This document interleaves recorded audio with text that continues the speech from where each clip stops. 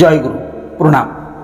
আজ 92তম পর্বে শ্রী শ্রী ঠাকুর অনুকূল চন্দ্রের সঙ্গে তার প্রিয় ভক্তদের এবং বিশিষ্ট জনেদের দিব্য কথোপকথনের বিশেষ অংশ আপনাদেরকে শোনাব। শ্রী শ্রী ঠাকুর সকালে তাসুতে বিছানায় বসে ঈশ্বরদা, বিমলদা, ইন্দুদার দিকে চেয়ে বলছেন, ইষ্ট স্বার্থ প্রতিষ্ঠার দিকে অনুরাগ আসলে দুইজন দেখা হলেই কথা উঠবে। কেমন করে সংহতি আনা যায়, কোথায় কি করা যায় ইত্যাদি কোনো বৃত্তিই তখন প্রধান হয়ে উঠতে পারে না। আপনি যদি বোঝেন কোনো জায়গায় যৌন আনতি হলে আপনার ছেলেটা শুকিয়ে যাবে, তখন আপনি যেমন কিছুতেই সেখানে সায় দিতে পারেন না, এও তেমনি হয়। এমন নয় যে প্রবৃত্তিটা নেই, ওটা পুরো মাত্রায় থাকে, কিন্তু আপনি তার অধীন নন, বরং আপনার আদর্শ উদ্দেশ্য পরিপূরণ করার জন্যই নানাভাবে কাজে লাগান তাকে। প্রফুল্লদাকে কয়েকটা ছড়া পড়তে বললেন। পড়ার সঙ্গে সঙ্গে সেই প্রসঙ্গেই কথা চলতে লাগলো। অনেকে হয়তো বলে, আমি ধর্ম কৃষ্টি ওসব কিছু বুঝি টুঝি না, আমি বুঝি জনস্বার্থ, এইসব লোক এমনিতেই কষ্ট ভোগ করছে ইত্যাদি বলে উদারতার ভান দেখিয়ে লোক বাগানোর চেষ্টা করে। এরা ভারী সাংঘাতিক, নানা কায়দায় ইষ্ট স্বার্থ অহনন করে।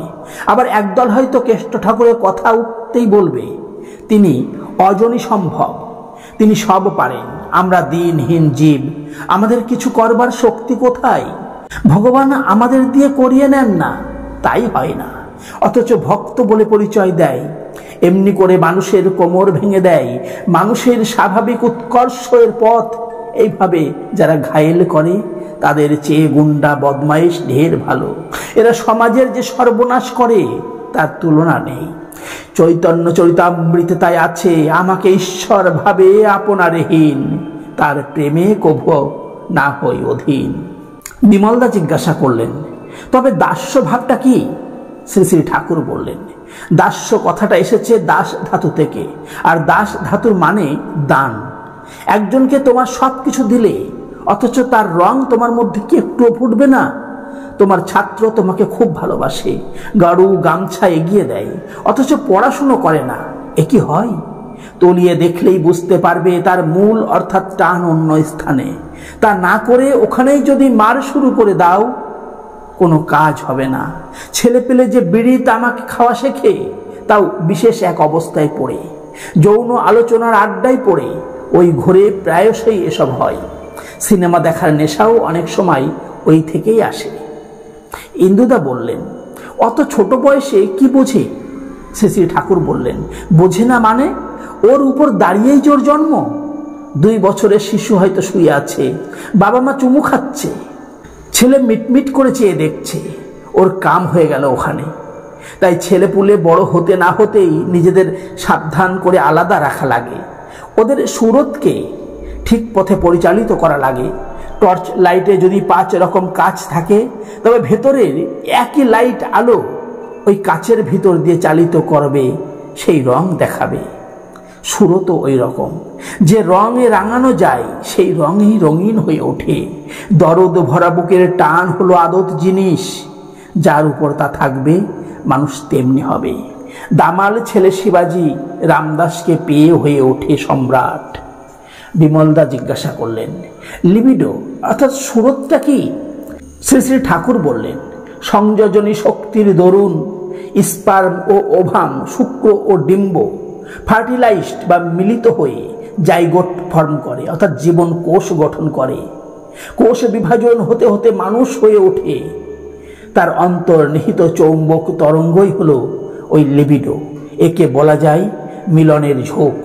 একটা অভ্যাস ব্যবহার ঝোঁকের ভিতর দিয়ে আত্মপ্রকাশ করে। আর এই লিবিডো চাই ইন্টারগ্রেশন অর্থাৎ যোগ। হিটলার, মুসলিনি, অশোক ইত্যাদির কথা উঠল। শ্রী শ্রী ঠাকুর বললেন, অশোকের মতো আর কেউ নয়। বুদ্ধদেবের প্রতি ভক্তি তাকে অত বড় করে তুলেছে। একজন প্রশ্ন করলেন, বুদ্ধদেবকে জীবিত অবস্থায় তো তিনি পাননি। শ্রী শ্রী ঠাকুর বললেন, উপগুপ্তের ভিতর দিয়েই তিনি বুদ্ধদেবকে বোধ করেছেন। যেমন রামকৃষ্ণ ঠাকুরের সময় কেষ্ট ঠাকুরকে বুঝতে গেলে রামকৃষ্ণ ঠাকুরের ভিতর দিয়ে ছাড়া বোঝার উপায় নেই। ইন্দুদা জিজ্ঞাসা করলেন, অনেকে তো বিবেকানন্দকে মানে, রামকৃষ্ণদেবকে মানে না। শ্রী শ্রী ঠাকুর বললেন, সে বিবেকানন্দকেও মানে না, সে মানে নিজের প্রবৃত্তিকে। নিজের কোনো প্রবৃত্তির সমর্থনে বিবেকানন্দকে ব্যবহার করে। প্রফুল্লতা জিজ্ঞাসা করলেন, সাধু সঙ্গে নাকি সব হয়? সাধু সঙ্গ বলতে কি বোঝায়? শ্রী শ্রী ঠাকুর বললেন, প্রথম কথা, সাধু মানে ব্যবহারিক বোধসিদ্ধ মানুষ, আর সঙ্গ আসছে সনজ ধাতু থেকে। সনজ ধাতুর মানে আসক্ত হওয়া। সাধুতে আসক্ত হতে গেলে যা যা করতে হয় তা তা করাই সাধু সঙ্গ করা।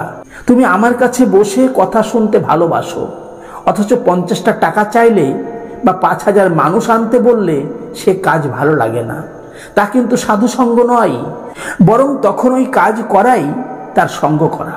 জয়গুরু। আজ এই পর্যন্তই। সকলে ভালো থাকুন, সুস্থ থাকুন, আনন্দে থাকুন, আর চ্যানেলটিকে সাবস্ক্রাইব করে সঙ্গে থাকুন।